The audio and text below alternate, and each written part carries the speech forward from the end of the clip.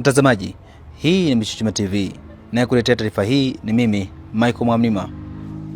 Je, umewahi kusikia mtu akiacha kazi ya serikali halafu akaja kuwa bilionea kupitia kilimo?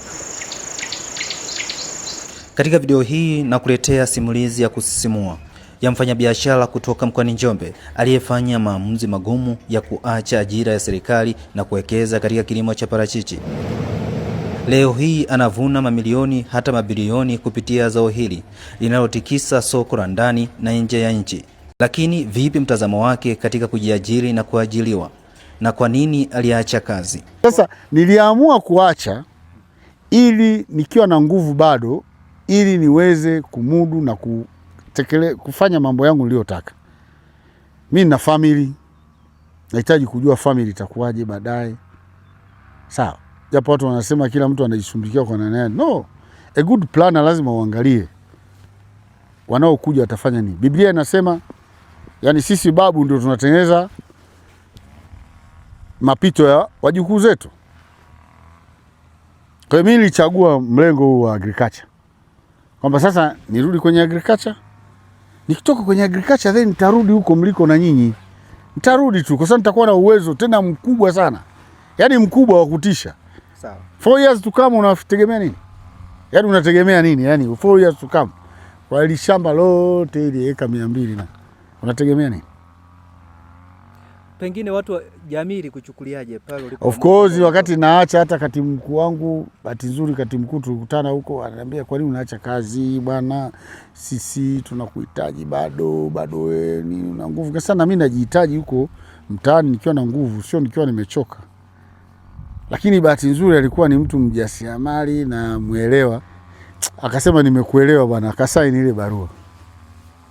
Lakini ilikuwa kazi kidogo huku, jamaa zangu, rafiki zangu waliniona kama nimepungukiwa na kitu fulani. Kwa hiyo hukupata hata nani ile pension wanasema ukisha staafu nini? Nilipata sehemu yangu kwa miaka niliyotumikia kwa kiwango changu. Hupotezi, hamna kiasi kinachopotea. Lakini hata hivyo unafikiri nafasi yangu mimi si wameingia mainjinia wako pale. Niwafundisha kazi sasa hizi mainjinia na wamepata promotion. Sasa ningengangania mpaka sasa hizi sijatoka. Hao vijana wangepata wapi nafasi? Kwa hiyo kwa sababu tuna fursa zingine tuachie vijana ili wapate ajira. Sio tunangangania kwenye viti mpaka unaambiwa mzee unajua muda umeisha. Na ujue kwamba yani wewe upende usipende siku ulioajiriwa ndio siku utakayotoka kazini. Kwani usijipange ukatoka kabla? Kwa sababu utatoka tu. Wale niliokuwa nao ambao walikuwa wananiambia kwamba kwa nini nawahi naondoka, nao wametoka saa hizi wako mtaani. Sasa inategemea mtaani ukoje. Tunapishana kama wewe uko kwa mguu mimi niko na gari. Tunapishana au utajipima mwenyewe. Kwa hiyo tusiogope huku mtaani kuzuri tu. Na ukijipanga na ukajitawala katika muda na kazi unazozifanya, zitakuwa na tija kuliko hata kule. Mimi kwanza naona kama nilichelewa hivi. Yaani saa hizi naona nilichelewa. Lakini niseme muache tu kazi ghafla. Lazima ujitesti. Una uwezo. Kwa sababu kumbuke una mke, watoto na una familia na watu wengine wakutegemea. Kwa hiyo you have to test. Mimi kwa mfano nilitest. Nikasema hebu nione nisipochukua mshahara wangu kwa kipindi fulani hivi. Kikubwa niliweka. Hizi hela zikae tu huko. Nione naweza kuishi. Nikaacha. Unajua kinachotudanganya sisi ni kama mtoto anayenyonya akitaka kuachishwa ziwa, anavyopambana na lile titi la mamake. Ndio hicho tu. Kwamba wewe umezoea tarehe 30 unaenda kwenye ATM. Tarehe 30 kwenye ATM. No. Kwa mshahara ulemavu. Of course si unaenda pale unajua zitakuwepo. Umefanya kazi hujafanya kazi tunazikuta pale. Sasa perform vizuri kwa mwajiri. Alafu perform vizuri kwenye kazi zako. Alafu test. Mimi nilitesti. Nikatesti. Chukua miaka kama spendi kuisema sana watu wasia kaiga alafu kaua familia. Nikatesti. Nikaona hapa na pale kuna rekebisha, naona hapa panakwama na rekebisha, naona kumbe ndio naenda hivyo. Ndio naenda. Mpaka ule muda ukafikia nikasema testi hii nimefanikiwa. Naweza nikaishi kumbe miaka yote hii bila mshahara. Tena ile hela nikachukua ikanipa kitu tunaita power to save and the ability to save. Nikaichukua hela nikaifanyia kazi. Si unanielewa? Sawa.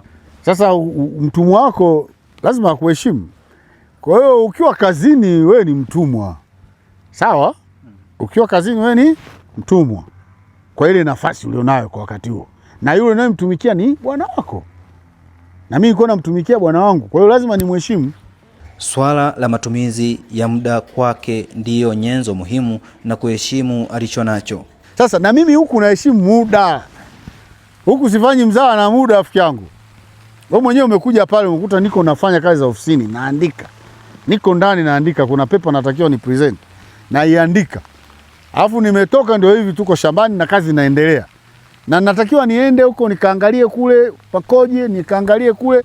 Kwa hiyo napanga asubuhi nikitoka naenda hivi mpaka nikirudi hivi saa 6, alafu ndio napiga breakfast yangu saa 5:30 saa 6. Breakfast. Saa 7 na mlo maalum. Kwa hiyo nakula huo muda, nikishakula then naenda tena upande mwingine naenda kuangalia kufanya nini. Na najua huku nimefanya nini, kesho kule nifanye nini. Sawa. Kwa hiyo muda mimi ni kitu cha msingi sana. Watumishi wengine wamekaa wako na simu ofisini, meza ina kazi kibao lakini they don't do anything. Wao waingie kwenye zao la parachichi. Sisemi waingie kwenye zao la parachichi. Heshimu kile ulichonacho wakati huo. Sawa. Ila huku kuna mlo wa kutosha. Kabla ya kuanza shughuli zake za shamba, kuna ofisi maalum ambapo anafanyia ibada zake na kutunza kumbukumbu za shamba. Hii ni ofisi niliona kwa matumizi mazuri, space planning. Niweze kuwa na choo hapa, in case wageni wakija hapa, mpaki gari, wanaweza kujisaidia hapa tuna choo. Upande ule ndio tunao distribute maji, lakini nikaona ni vizuri pia kutumia nafasi hii ya juu. Tukaimarisha alafu tukaifanya kuwa ofisi. Kwa hiyo kumbuke ningeweza kujenga jengo lingine kama ofisi, lakini juu kwenye tanki hili juu naweza nikaa na ofisi. Kwa hiyo ni masuala ya space planning tu. Kwa hiyo hapa ndio ofisini kwangu. Na ndio tunapomwabudu Mungu na kuanzia shughuli zetu hapa. Kwa sababu sisi Mungu kwanza, alafu mipango mingine inafuata. Kwa hiyo karibu ndugu mtangazaji. Hapa ndio ofisini kwangu. Nikiwa na wageni, nikiwa nataka kutafakari mambo mbalimbali, fanya maandalizi, naweza kuwa hapa alafu lazima tufikiri kama huyu mzee. Huyu mzee hapo anawaza. Kila mtu ana mwanzo wake, bila kujali upo katika hali gani. Hapa anaeleza mapito yake mpaka aliposimama. Hii ndio profile yangu. Kwa kiasi fulani unaweza kaona nimepitia hatua gani. Watu wanavyoniona wanaweza kafikiri Msuya sijui amepata hela kutoka wapi au nini. Hakuna. Tulianza, unaweza kuona pale mwaka 91 ninauza hata samaki wale pale. Huku mwaka 91 unaona nina ng'ombe, lakini huku 87 hiyo mwaka 87 tulikuwa tuko kwenye farm hiyo, niko na mtumishi mwenzangu Iringa kwa Msangi. Huko 87 ninafuga manguruwe, huko ng'ombe. Huko ni Uwemba niko nauza mbolea, na chumba kingine kile nilikuwa nafanya charging system ya nilikuwa na charge nilikuwa na charge hizo betri kwa sababu ya fursa ya umeme. Huku ni malori ambayo tumekuwa nayo tukiendelea kufanya kazi kwenye makampuni. Nimefanya kazi za ujenzi, jenga mashule kule hii Gima. Ile nimeanza mwenyewe kutoka chini mpaka mabweni, Maheve, Fipo Mangula huko tumejenga mabweni. Na structure nyingi hapo mjini ambazo tumezifanya naziona, makanisa, wapi, huduma mbalimbali. Kwa hiyo tumetumia elimu yetu vizuri naweza kusema. Sikuikalia. Ukija kwenye usalamala nimefanya. Na nimezalisha vijana matajiri. Hapo wakina Juli Chambinga wale kwa vijana wangu. Ukiona kule Mpoma, ukiona wanaita, tulianzisha kitengo pia cha hii landscaping. Nimefanya hapa mjini nyumba nyingi sana. Nimefanya. majengo ya serikali, maeneo mbalimbali, tumefanya kazi zote hizo. Lakini ambacho sasa naendelea nacho labda ni biashara ya magari ambayo sasa nimeanza kuachia vijana. Kwa hiyo vijana ndio wameanza, Jose ndio ameanza kushughulika na mambo ya magari sasa. Mimi nimerudi shambani. Nataka kuwa shambani na ndio maana naishi hapa hapa. Wanasema ng'ombe haachi nundu yake. Lakini kwenye maisha mimi naamini kwenye teamwork na coordination. Kwa hiyo kama mkikubaliana na mkielewana, hii reli ingekuwa imefunga. Lakini msipokubaliana na mkapanga huyu anaanzia huku anaanzia huku nini, hamwezi kwenda. Kwa hiyo hivi ndio tunavyochukua goals zetu, zile malengo yetu, namna gani tunaweza kuyabeba. Lakini kwenye utendaji sasa, action plan, unaweza kumuona huyu jamaa yeye amebeba chungu huku anavuta farasi naye amemfunga kwenye, yuko pembeni kule tu anampita amebeba mkokoteni. Yani haya ni mambo ambayo tunatakiwa sisi tuone kwenye mpango mzuri. Utembee huku na ujamaa anavuta kiko chake, alafu yeye anamuongoza tu huyu farasi anambeba hivi vitu, mzigo, sio wewe ubebe hiyo mizigo. Kwa hiyo hata kwenye mipango ya kazi, wewe unaweza kuwa huko hapa lakini kazi inafanyika huko. Kama ambavyo unaona mimi tunaongea hapa, lakini shambani kuna watu mbalimbali. Kuna watu wengine wanakata nyasi, kuna watu wengine wanaweka dawa, kuna watu wengine wanafanya nini. Those are the planning kwenye farm. Lazima kuwe na planning na action planning ili uweze kuwa na matokeo. Cha kushangaza zaidi, alianza kuishi katika kibanda cha mabati na familia yake, lakini leo hii ana nyumba ya kuishi ya ghorofa. Hapa ndio ninapoishi. Mimi na mke wangu Debora tunaishi hapa. Ndio nyumbani. Sisi ndio nyumbani tunaishi hapa. Na wajukuu zangu. Upande huu huku wanakaa wafanyakazi na upande huu huku mimi nakaa mimi. Upande huu wanakaa wafanyakazi. Tulianza na nyumba ya kwanza ilikuwa ni nyumba ya mabati. Full suit. Iko kule. Nyumba ya kwanza ambayo tulianza siku hiyo. Tunaanza maisha. Unajua wasema hata mbuyu ulianza kama mchicha. Kwa hiyo siku ya kwanza nilipokuja hapa na watoto wangu na mama, niliwaambia hapa patakuwa na nyumba, patakuwa na maji, patakuwa na watu, umeme, barabara. Wakasema dad you are lying. Lakini nikasema siwalaumu sana kwa sababu mimi ndio nimebeba maono. Mbeba maono wewe ndio unajua ile roadmap. Sasa wao na udogo wao walikuwa wajui huyu mzee anatuambia vitu gani. Wakati wamekuta hapa ni lipori, lipori alafu pepo mwingi na nini. Sio naambia wife sasa wewe songa ugali hapa, mimi na watoto tujenge banda, nyumba yetu ya kwanza. Kwa hiyo nyumba yetu ya kwanza iko kule. Ilikuwa hapo tumeihamisha, tumeiweka upande wa kule. Lakini kwa ajili ya kumbukumbu. Unaweza kuiona mtu ajifunze. Unaweza kuiona. Maana watu wanafikiri kwamba lazima ukienda shambani uanze kujenga sijui nyumba kubwa. Unaanza vyovyote. Nikitoka asubuhi naenda kazini, kabla ile saa 12 nachukua wafanyakazi na waleta huko na kenta. Alafu naondoka naenda kazini. Saa 9 narudi. Kenta nimeiacha hapa. Natembea kutoka kule nakuja huku. Narudi na wafanyakazi. Lakini leo hii sasa wafanyakazi wanaishi hapa hapa. Kwa unaweza kuanza kidogo later on unakuwa ume nani. Vijana wanafikiri vitu vikubwa kabla ya kufanya vile vidogo. Kadiri unaofanya vile vitu vidogo vya awali ndio vinakupa uzoefu. Uione nyumba ya kwanza hii.